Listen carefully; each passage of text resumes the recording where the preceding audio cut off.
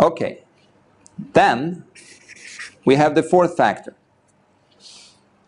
which is knowledge.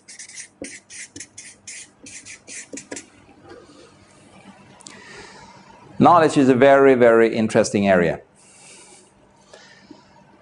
But there is a few things we need to understand about knowledge when we do hiring, and that is that knowledge does not equal education.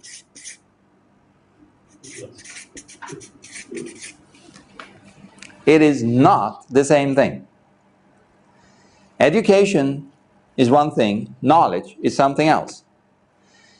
Education basically tells you, if you look at an educational record, you know that potentially the person could acquire some knowledge from that education. Whether he did or not, no matter if we look at the marks, we don't know. We don't know. Just because you had a great mark or grade in a certain subject, it's not a guarantee that you have knowledge in that subject. The funny thing, though, is that if you look at the top management in many relatively big companies, and you look at their education, you find big holes. Many of these people are dropouts from school. They actually don't have a big education. But now, when they hire, they ask for big education. Even though they don't have it themselves, but the people they hire needs big education. So what we suggest is that you actually learn to see the difference between knowledge and education, because that opens the market for you to more people. Because if you say that you need to have a certain certificate or degree, you lock out a lot of people who might have the knowledge you're looking for, but they don't have that degree. And thus you can't hire these perfect people who just learned whatever you need to know in another way. We discussed earlier that some people, they learn mainly by doing it practically. And most of us is actually like that. We learn a lot faster when we actually do it. If I ask you how much of your knowledge that you use when you work comes from formal education and how much of the knowledge you have comes from actually having done work, I'm just asking. I mean, give me a percentage. Yeah, 5%. So 5% is theory and education. The rest comes from actually having done a lot of work. Maybe it's 15%, 25%, but no matter how we look at it, the majority of what you know comes from actually having done it. So knowledge is a very interesting thing if you understand it, because sometimes just not knowing is a lot better than being educated in the area. We can divide awareness very roughly into, let's say, 3 categories here. Very high awareness would be that you know something. And when you really know something, you don't have to think about it. It's just there, natural, bang, you know it. If you know how to drive a car, you don't think about driving a car. You just drive it. If you start thinking about driving a car, you're probably a pretty dangerous driver. You know, like, what should I do now? You know. So knowing something, it means you can actually do it. It is just not some theory or some idea you have about it. No, you can do something about it. Okay, now if we go down from know a little bit, we get to a level called not know. And it is a very high awareness. When you're absolutely sure that you don't know something, you are in an excellent position to know it. It's a very short step. You see, all you need when you not know something is you need some data or information, plus you need an opportunity to do your own observation. And now you can know it. Or you can, if you can't see it, then you know that you don't know. It's very simple. And if you look at really smart people, able people, they operate here. They know what they know and they know what they don't know. However, there is level far, far, far, far, far below, which is doesn't know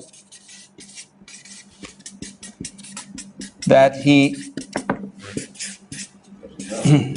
doesn't know.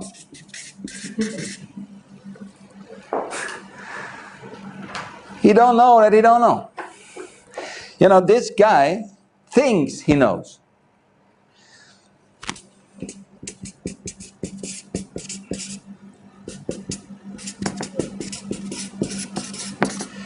And when a person thinks he knows, he have not the ability to look anymore. He's not looking. He stopped looking a long time ago. Because I already know this. Have you ever tried to train a person who tells you that, you know, I already know this, okay, you can train me, but, you know, I kind of know this already. Then you know what I'm talking about, because you know there is nothing happening during that training session. Because this guy already knows it. I have another example. I have a friend in Melbourne who is, you know, he was starting a insurance brokerage. You know, he's selling insurance for different major insurance companies. He was a top insurance salesman, this guy. So he started this company. And then he tried to hire insurance salespeople. So he was looking specifically for people with bank experience and insurance experience. And he tried to hire them. But he found it impossible to train them. He could not change their way of selling. And the only people he could really afford hiring was the guys who couldn't sell. The guys who really could sell, they were just too expensive to hire. So he was standing there, should he close the company or should he do something else? And he decided to actually hire people outside of the insurance and banking industry. And he specifically aimed for other people. No experience whatsoever in banking and insurance. He bring them in, he take them through a 6-week course that he have developed. And he get his salespeople to sell about 500 to 600% more than an average salesman in the insurance industry. Yeah. Simply because he takes people who know nothing and they just do what he tells them. He was a top salesman, he know how to do it. He has make these people do exactly what he did. And now they produce like he did. So he has now a 12-man company. The insurance companies he works for think he has a over 100-man company. They are 12 people. So the production he gets out of these people is because he can train them based on that they don't know. So that's just an invitation to you as well. Don't hang up your whole hiring strategy on that we need to find people who already have this knowledge, or because knowledge is probably that area of these 4 sectors that if that is missing, that is the one you can do the most about yourself. It's very hard to take a person who has not been productive in the past and make him move and start being productive. That is a very, very tough thing to do. It is also very tough to change somebody's personality, or it's very hard to change somebody's motivation. But somebody has a good productivity record, a decent personality, is well motivated, but don't have the knowledge. You can normally fix that fairly easily. Because I tell you, some people, they can learn so fast, it's almost ridiculous.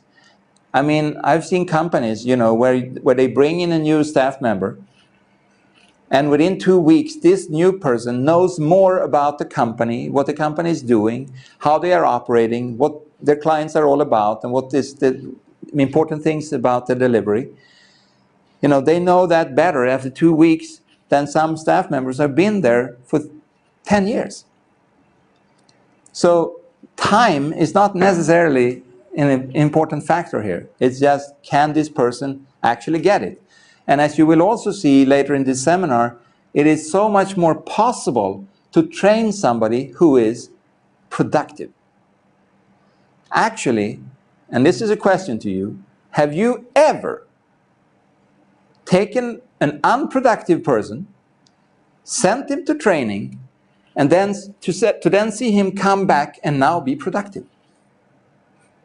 Have you seen that ever? I'm still looking for the person who says, yes, I have done that.